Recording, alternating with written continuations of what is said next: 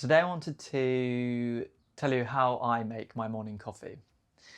So the first two coffees for me in the morning are the most important coffees. I love drinking coffee throughout the day and trying different things, an espresso, a cappuccino, fantastic. But the first two coffees for me need to be really pure, really unadulterated, and just all about the flavour and the complexity of the coffee, the special coffee that I've bought and looked forward to. So to do that, my very first coffee is normally early in the morning by myself, and I just use a pour over and filter method. Think a Hario V60. I have a ceramic version, but it does exactly the same thing. And I'm able to control all the variables. It's very simple once you have a system. And I get probably my best coffee out of that of the day. But my second coffee is when everybody else has woken up. I need to make coffee for more than one person. And for me, it's about how do I replicate that? Probably the simplest way would be to have a Chemex jug, which is basically a bigger version of a pour over where you put a filter in the top and you can brew to a higher volume. I did have that before. I actually ended up smashing it on the floor by mistake. And when I came to replacing it, I thought, okay, I love that. But once I go over 2 cups to 3 or 4 cups, using a Chemex is complicated. It takes a long time and often you don't quite get enough out of it. So I came to looking for something that would basically reproduce what a pour over a Chemex does in something more automatic and higher volume. And I ended up landing on this. I've now been using this Technivorm Moccamaster Select for over 2 years now.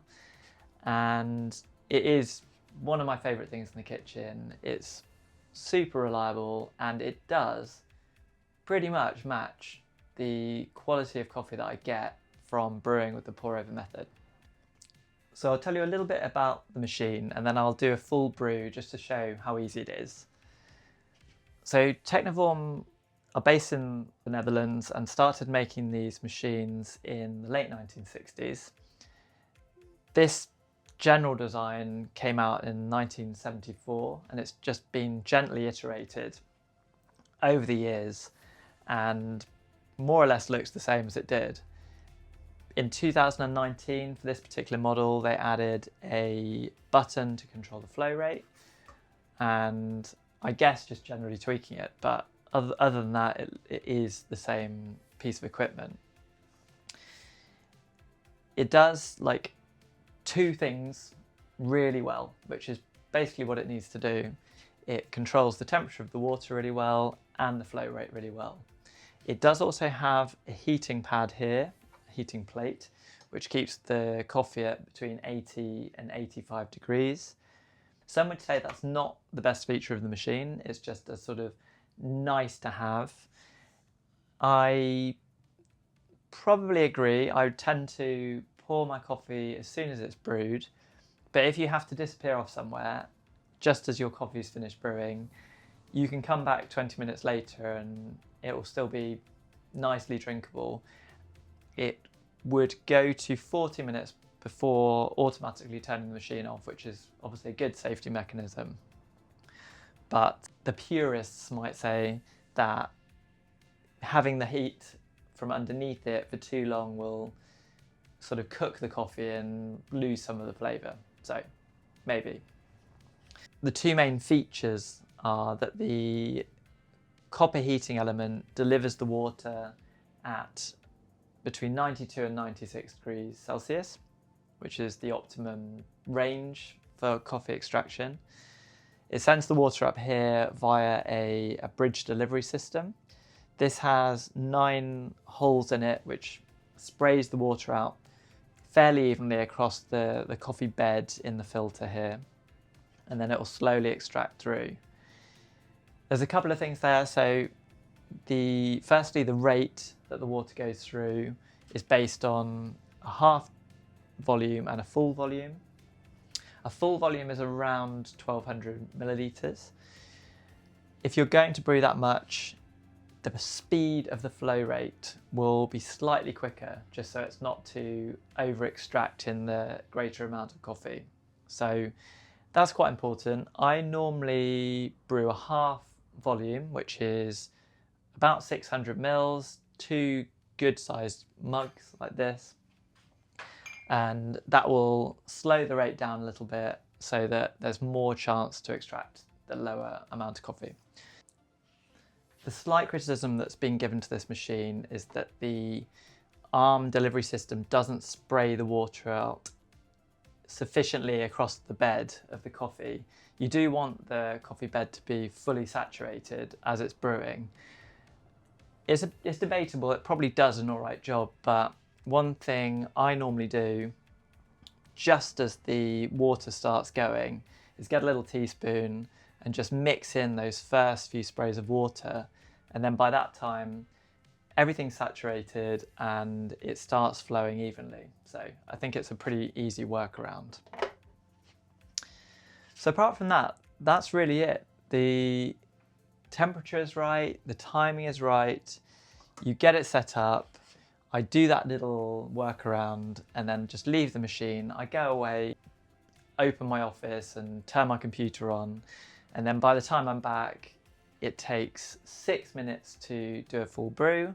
Actually, that's for a full volume, so a little bit less for a smaller volume. And that includes a little bit of dripping here, and then it's ready to go. Super nice and hands-off experience. So now I'll take you through the steps to doing the brew. Hopefully shows it's really easy. I'm going to start with boiling the kettle just so that that's ready to do the blooming of the coffee, which I'll show you how to do in a minute. So I'm filling up the reservoir to allow for 2 mugs.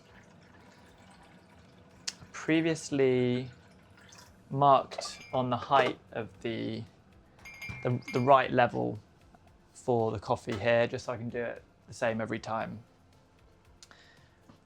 So I start with my mug, take the top off here, put the hopper on top of the mug, and then add my filter paper. So the filter paper is size number 4. It doesn't really matter which brand you use. There are a few good brands. This particular one is brown paper. It's home compostable, which I really like. And they work pretty well in this machine. This particular brand is If You Care. They're not expensive and work really well. I just note that they don't work very well in pour over. They do split at the bottom, but that's because of the design of pour over apparatus. So I'm using my hot water firstly to rinse the paper out. I just want to rinse some of the papery taste out of here. You don't necessarily have to use hot water, but it feels like it does a better job of getting rid of the papery taste. I'm just going to throw this out the door.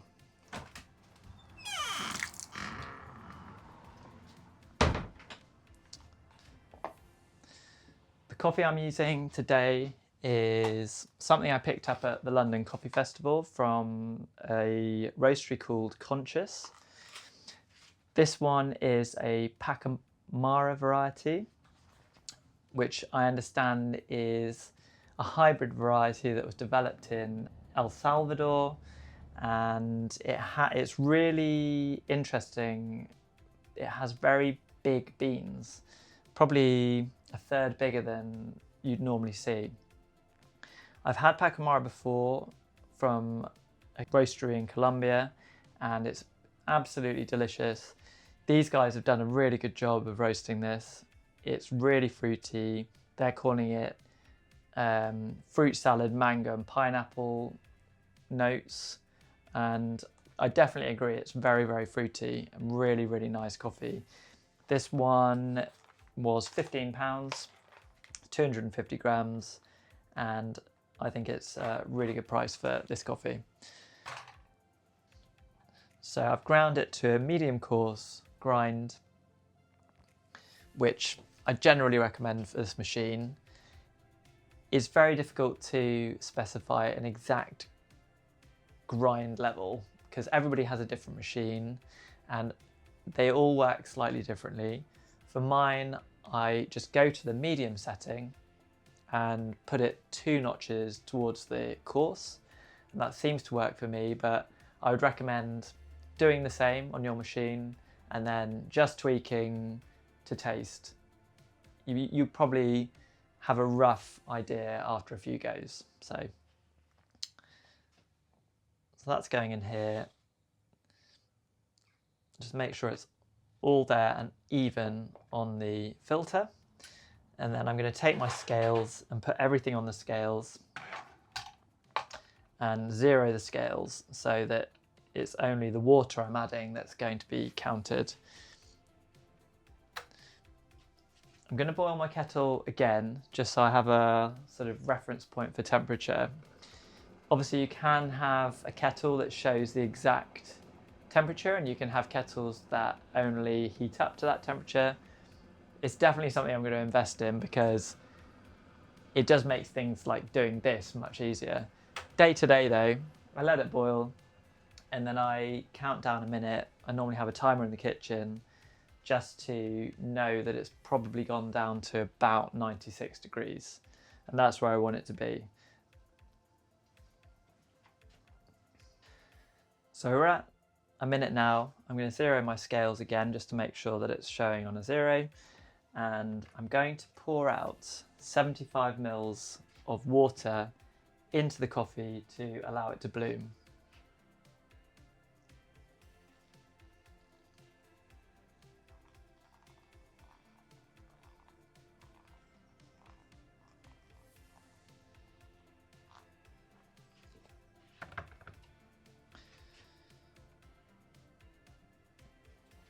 So what we'll see here is some bubbling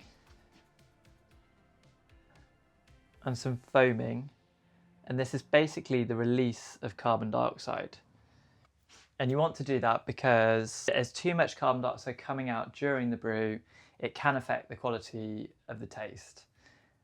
To be honest, I haven't had the opportunity to test rigorously that theory, but because so many people say it, I'm happy to go with it. Okay, so I've now had this saturated for about 30 seconds. I'm going to put this on here, start the machine, and the machine normally takes around 30 seconds to get going, so it means that the bloom has had a total of about a minute. The machine does warm up very quickly, and I don't have it now. I would have a teaspoon here, and I just have stirred this a little bit to get it going.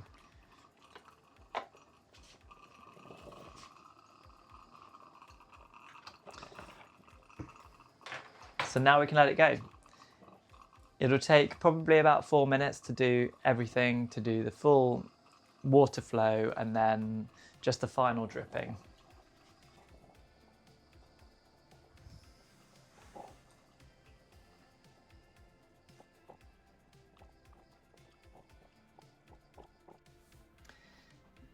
It's worth mentioning that one of my favourite features of the Moccamaster is just how durable it is. It's built to last more than 20 years. It has a 5-year guarantee. Almost all of the parts are replaceable through Moccamaster's website, online shop, and it's generally repairable. So it's something that you can buy and maintain, and that's pretty rare in home appliances these days. So it's all done now. I'm going to use the rest of the hot water here just to warm my mugs up a little bit and then pour away.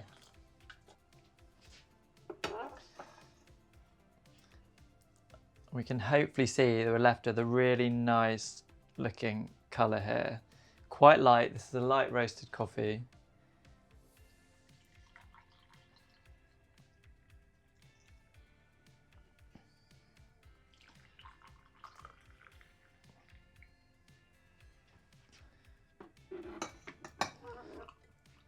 The machine has a little valve on here, so if it's still dripping, it will stop the dripping as you remove the jug, so it won't go all over the hot plate. Normally I wouldn't dive straight into a coffee. It's normally good to just leave it to cool down a little bit before trying it, but I can't resist now, so have a little bit of a smell. A little bit of a taste. It's beautiful. So I hope you enjoyed that. I hope it was useful. I hope that encourages you to consider this machine.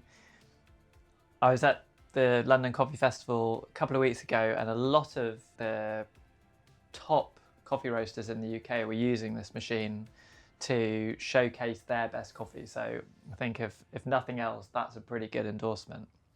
So thanks a lot, and yeah, happy brewing. See you next time.